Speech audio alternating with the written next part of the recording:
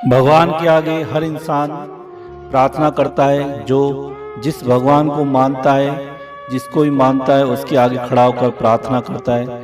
और प्रार्थना में शक्ति है। गई हुई चीज वह भी वापस आ जाती है। लेकिन हम कहें भाई मृतक प्राणी जो मर गया है हम प्रार्थना करें वो वापस आ जाए, लेकिन नहीं, ये प्रकृति का नियम है। इसमें प्रार्थना कुछ नहीं करेगी, ये तो भगवान का विधान है। प्रार्थना हर इंसान करता है। एक जादूगर था जो मृत्यु के करीब था। मृत्यु से पहले अपने बेटे को उसने चांदी से भरा एक थैला दिया और बताया कि जब भी इस थैले में चांदी के सिक्के खत्म हो जाएं तो तुम एक प्रार्थना करना। उस प्रार्थना को तुम जब जब दोहराओगे तो वो आपका थैला फिर से भरना चालू हो जाएगा। उस जादूगर ने अपने बेटे के कान में प्रार्थना कही और उसके प्राण निकल गए। अब बेटा मजे से वह चांदी से भरा थैला खूब उसने उड़ाए, खूब अपने शौक पूरे किए।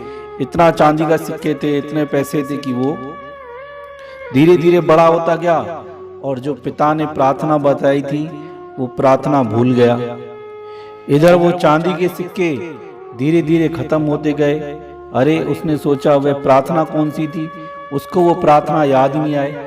आस पड़ोस के लोगों से पूछे कि तुम्हें कोई 4 शब्दों वाली प्रार्थना पता है? तो लोग पूछे क्या हुआ? बोला मेरे पिताजी ने बताई थी लेकिन मैं भूल गया।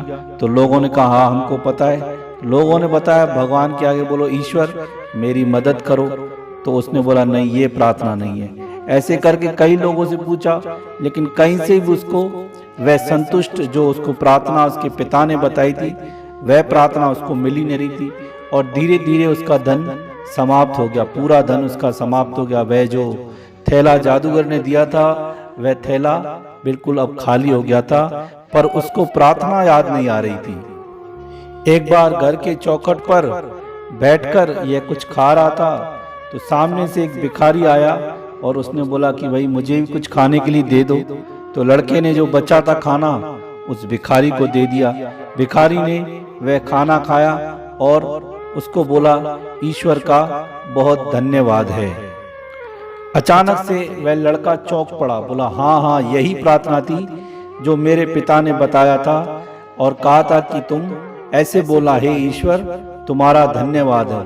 बस इतना बोलना था। वापस धीरे धीरे वह थैला भरने लगा। जो थैला चांदी के सिक्कों से भरा हुआ था वह थैला धीरे धीरे भरने लगा।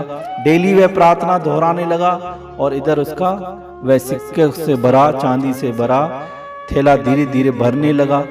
रोज डेली प्रार्थना करे ईश्वर तुम्हारा धन्यवाद है। कहने का मतलब यही है कि भगवान को धन्यवाद रात को सोते टाइम और सुबह उठते टाइम। रात को यह सोते टाइम बोलना चाहिए कि मेरा पूरा दिन अच्छे से गया, अब मैं सो रहा हूँ। और सुबह जब उठें तो भगवान को धन्यवाद दें कि आपने अच्छी नींद कराई और आज का दिन भी मेरा अच्छा ही जाए। हमारी प्रार्थना में प्राण होने चाहिए, बिना प्राणों की प्रार्थना नहीं होनी चाहिए। कहा जाता है कि एक बार एक गांव में बारिश नहीं पड़ रही थी तो लोगों ने जाकर मंदिर में प्रार्थना करने के लिए चल पड़े। उनके साथ एक बालक भी चला और वह बालक हाथ में छाता लेकर चला। तो लोगों ने बोला ये क्या करते हो? बोला तुमको भगवान के ऊपर विश्वास नहीं, तुम जो प्रार्थना करोगे तो भगवान बारिश जरूर करेगा। तो जिसके प्रार्थना में प्राण होते हैं उस बालक की प्रार्थना में प्राण थे। मृतक प्रार्थना नहीं भाई बस मन आए और बस भगवान को राम नाम करके निकल गए, ऐसा नहीं। जिनके प्रार्थना में प्राण होते हैं, जिनकी प्रार्थना सच्ची होती है, भगवान उनकी प्रार्थना जरूर सुनता है। ऐसे बिना भगवान का इतना हमने नाम सुना है वह ऐसा ही नहीं है। प्रार्थना में बहुत शक्ति होती है।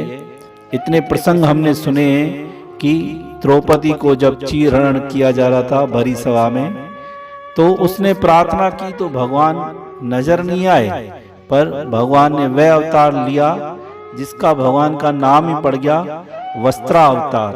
तो प्रार्थना जीवित होनी चाहिए, प्रार्थना में प्राण होने चाहिए।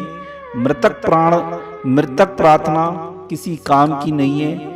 जिसकी प्रार्थना में प्राण होते हैं तो भगवान भी उसकी प्रार्थना सुनकर उसके जो भी काम है वह कैसे न कैसे करके किसी न किसी को बोल के उसके कार्य को परमात्मा पूरा कर देते हैं।